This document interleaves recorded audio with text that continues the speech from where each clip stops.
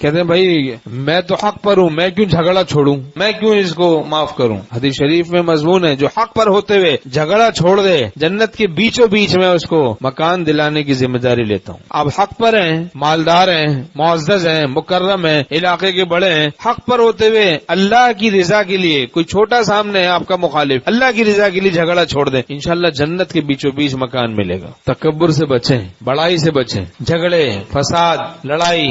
حضرت مفتی شفیع صاحب رحمۃ اللہ علیہ وہاں کراچی میں شہر کے بیچوں بیچ ایک جگہ ان کو ملی، لیکن وہاں لوگوں نے کوئی جھگڑا کھڑا کر دیا، جبکہ وہ کوئی ایسا مسئلہ نہیں تھا، لیکن خام خواہ اب مفتی صاحب نے اسی حدیث شریف پہ عمل کرتے ہوئے اس جگہ کو چھوڑ دیا۔ کسی نے کہا حضرت یہ شہر کے بیچوں بیچ جگہ آپ چھوڑ رہے ہیں، فرمایا مجھے جنت کے بیچوں بیچ مکان چاہیے، کہ حق پر ہوتے ہوئے جو جھگڑا چھوڑے گا جنت کے بیچوں بیچ اس کو جگہ ملے گی، مکان ملے گا۔ اللہ کے لیے چھوڑ دیا، کچھ دن کے بعد، کچھ وقت کے بعد وہ دارالعلوم کورنگی کی اتنی بڑی جگہ اللہ نے دلا دی۔ اللہ کو راضی کر لے تو ساری کائنات ہماری، جو تو میرا تو سب میرا، فلک میرا زمین میری، ایک جو تو نہیں میرا تو کوئی شے نہیں میری۔ تو کتنے لوگ جھگڑوں کو چھوڑتے نہیں، فساد کو چھوڑتے نہیں، بلکہ مزید ہوا دیتے ہیں، اس کی اس کو جا کے لگاتے ہیں، اس کو اس کی جا کے لگاتے ہیں، بڑھاتے رہتے ہیں جھگڑوں کو۔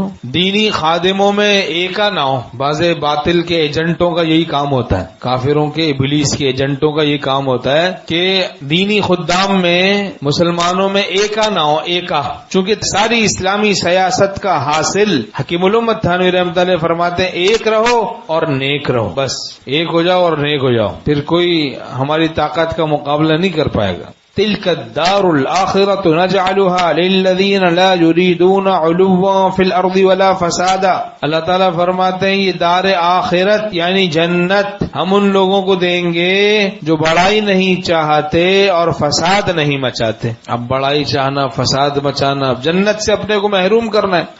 ہمارا علاقہ، وہاں پہلے جس محلے میں رہتے تھے وہاں میں نے ایک دفعہ دیکھا، کسی کام سے نکلا، ایک گاڑی والا کھڑا ہے، اس کے سامنے ایک گاڑی والا کھڑا ہے، دونوں ایک دوسرے کے آمنے سامنے ہیں، ایک گاڑی ادھر کھڑی، ایک سامنے کھڑی، روڈ زیادہ چوڑا نہیں تھا، اب بس دونوں کھڑے، دونوں کی گاڑیاں کھڑی ہیں، یہ کہتا ہے تو پیچھے ہو، وہ کہتا ہے تو پیچھے ہو، اب نہ یہ پیچھے ہو نہ وہ پیچھے ہو، تھوڑی دیر تک تو یہ چلتا رہا، پھر دونوں اتر گئے، لڑائی شروع ہو گئی۔ اب پتہ نہیں کتنی دیر تک یہ جہالت کا جھگڑا ہے، یہ جہالت کے جھگڑے۔ ارے بھائی کیا ہے، ایک آدمی پیچھے ہو گیا، اللہ کی رضا، چھوٹا بننے سے کوئی چھوٹا ہو جاتا ہے کیا؟ اللہ کے لیے کوئی چھوٹا بنتا ہے اللہ اس کو بڑی عزت عطا کرتا ہے۔ من تواضع للہ رفعہ اللہ، حدیث شریف میں جو اللہ کے لیے تواضع اختیار کرتا ہے اللہ اس کو رفعت و بلندی عطا کرتا ہے۔ ومن تکبر وضعہ اللہ، اور جو تکبر اختیار کرتا ہے اللہ اس کو ذلیل و رسوا کر دیتا ہے۔ جتنا بڑا کوئی احمق ہوتا ہے نا بھائی مخلوق میں، جتنا بڑا کوئی احمق ہوتا ہے اتنا ہی بڑا متکبر ہوتا ہے۔ تکبر حسب حماقت ہوتا ہے، بڑائی، شیطان بہت بڑا احمق ہے، بڑا تکبر والا ہے، اس سے انسان کی عقل بھی پتہ چل جاتی ہے، 2 ٹکے کی بھی نہیں۔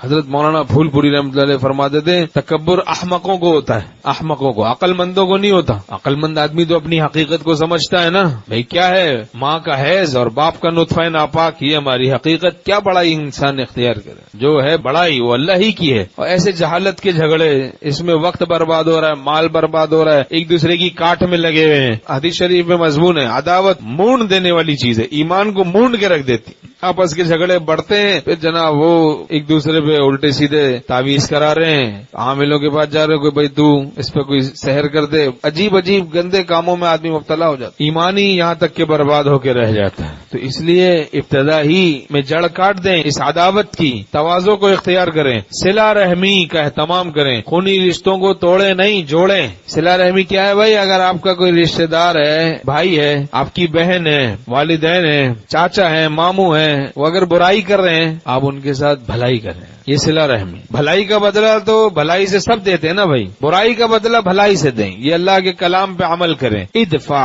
باللتی ہی احسن فاذا الذی بینک وبینہ عداوۃ کأنہ ولی حمیم، برائی کا بدلہ بھلائی سے دو، اس سے دشمن بھی دوست بن جائے گا۔ جس پہ ظلم کیا جائے حدیث شریف میں وہ صبر کرے، اللہ اس کی عزت کو بڑھا دیتا ہے۔